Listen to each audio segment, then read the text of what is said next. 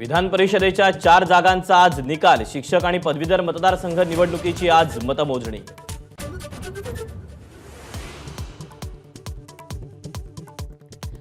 आजपासून भारतीय न्याय संहिता लागू। आयपीसीच्या जागी आता भारतीय न्याय संहिता 2023 लागू।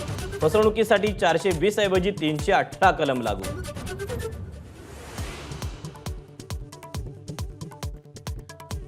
लोणावळ्याच्या भोशी डॅम परिसरात एकाच कुटुंबातील 5 जण वाहून गेले। 3 जणांचे मृतदेह मिळाले। दुर्घटनेत लहान मुलं आणि महिलांचा समावेश।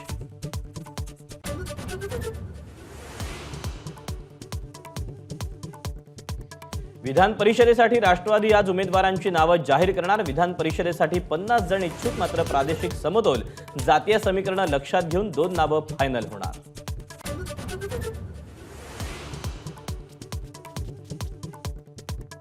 स्वातंत्र्यावरून संभाजी भिडेंचं वादग्रस्त वक्तव्य। आपल्याला मिळालेलं स्वातंत्र्य दळभद्री, हिंदवी स्वराज्य खरं स्वातंत्र्य, भिडेंचं वक्तव्य।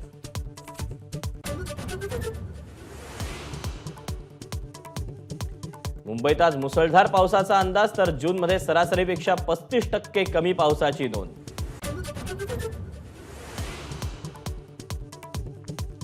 संत ज्ञानेश्वर आणि संत तुकाराम महाराजांच्या पालखींचा आज पुण्यात मुक्काम। संगमवाडीमध्ये दोन्ही पालखींची भेट।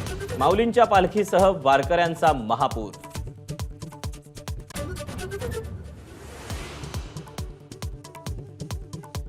आसाममध्ये रियांगी नदीच्या पातळीत वाढ झाल्याने पूरस्थिती। आतापर्यंत 42 जणांचा मृत्यू। जनजीवन पुरतं विस्कळीत।